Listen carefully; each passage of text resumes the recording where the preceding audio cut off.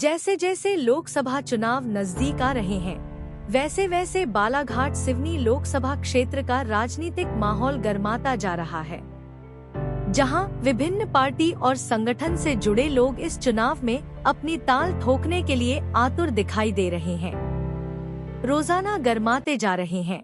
इसी चुनावी माहौल के बीच अब आदिवासी समाज ने सभी राजनीतिक दलों पर समाज की उपेक्षा किए जाने का आरोप लगाते हुए आदिवासी समाज का प्रत्याशी इस चुनाव में उतारने का ऐलान किया है, जहां उन्होंने न सिर्फ आदिवासी समाज से प्रत्याशी उतारने की बात कही है, बल्कि प्रत्याशी के तौर पर अखिल भारतीय आदिवासी परिषद के प्रदेश अध्यक्ष भुवन सिंह कोर्राम को अपना प्रत्याशी बनाने का ऐलान भी किया है।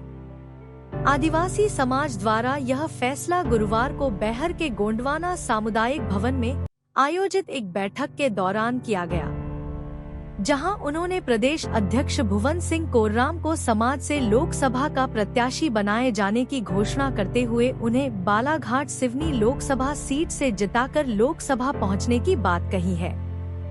बैहर के गोंडवाना सामुदायिक भवन में आयोजित इस बैठक में बालाघाट सिवनी लोकसभा क्षेत्र के आदिवासी समाज, उनके विभिन्न संगठनों के समस्त पदाधिकारी सदस्य प्रमुख रूप से उपस्थित रहे, जिनकी प्रमुख उपस्थिति में प्रत्याशी के रूप में श्री कोर्राम के नाम का ऐलान किया गया है। आजादी के बाद आदिवासियों को नहीं मिला प्रतिनिधित्व। आयोजित इस बैठक में बताया गया कि आजादी के बाद से सभी राजनीतिक पार्टियों ने आदिवासी समाज का उपयोग केवल वोट बैंक के रूप में किया है, जहां आदिवासियों के वोट से अपनी सरकार बनाने के बाद आदिवासियों के हक अधिकारों को भुला दिया गया है। इन राजनीतिक पार्टियों ने आजादी के इन 75 वर्षों में आदिवासी समाज की उपेक्षा की है। वहीं इन 75 वर्षों आदिवासी समाज को आज तक बालाघाट सिवनी लोकसभा क्षेत्र के प्रतिनिधित्व का मौका नहीं दिया है, जिसके चलते आदिवासी समाज ने खुद का प्रत्याशी चुनावी मैदान में उतारने का फैसला करते हुए प्रत्याशी के रूप में अखिल भारतीय आदिवासी परिषद के प्रदेश अध्यक्ष भवन सिंह कोर्राम को प्रत्याशी बनाकर चुनावी मैदान में उतरने की घोषणा की है। केवल आदिवासी समाज ही नहीं, हर कमजोर वर्ग की लड़ेंगे लड़ाई, कोर्राम। आयोजित इस बैठक में प्रत्याशी बनाए जाने को लेकर की गई चर्चा के दौरान अखिल भारतीय आदिवासी परिषद प्रदेश अध्यक्ष भुवन सिंह कोर्राम ने बताया कि आज की बैठक में बालाघाट सिवनी लोकसभा क्षेत्र से समाज का प्रत्याशी उतारने का फैसला लिया गया है, जिसमें सर्वसहमति से उनको प्रत्याशी बनाने की घोषणा की गई है। उन्होंने बनाया कि वे लोकसभा चुनाव लड़कर न सिर्फ आदिवासी समाज बल्कि हर कमजोर वर्ग की लड़ाई लड़ेंगे। उन्होंने बताया कि केवल आदिवासी समाज ही नहीं, बल्कि एसटी, एससी, ओबीसी और माइनॉरिटी सहित सभी कमजोर वर्ग के मौलिक अधिकारों के लिए काम करेंगे। सभी कमजोर वर्ग के संरक्षण और संवर्धन पर उनका जोर रहेगा। श्री कोर्राम ने आगे बताया कि आजादी के 75 वर्ष बीतने पर भी किसी भी पार्टी ने आज तक आदिवासियों को प्रतिनिधित्व का मौका नहीं दिया है।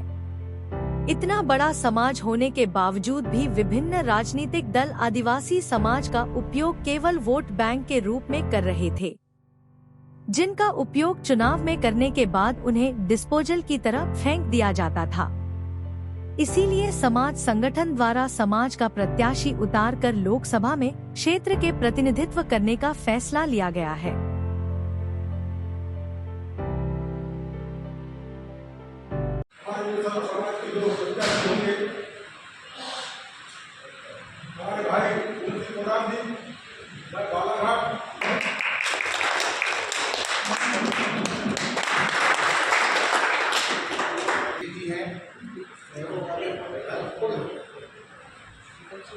अभी हमारे नाम घोषणा नहीं करना था करके मैं उनके बातों को सहमत हूँ। हम तुम्हारे साथ हैं। इसी कड़ी में बिरसा ब्लॉक से आ जाएंगे सभी आगे पढ़ना, बाकी लोग खड़े रहोगे और किरनापुर वाले हाँ जी रसवाड़ा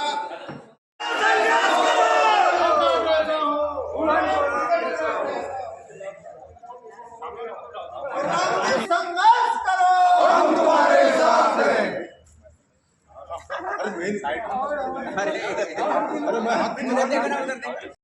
मैं भुवन सिंह कोराम, प्रदेश अध्यक्ष अखिल भारतीय आदिवासी धर्म परिषद मध्य प्रदेश। सर, इस बार आपको सर्व समाज के द्वारा लोकसभा का प्रत्याशी बनाया गया है और कोर कमेटी ने भी यही फैसला लिया है।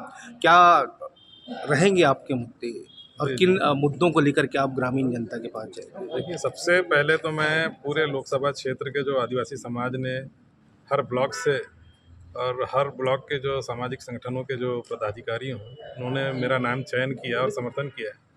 तो वो सबसे पहले तो उनको बहुत बहुत धन्यवाद देता हूँ कि मुझे ये सम्मान आप लोगों ने दिया।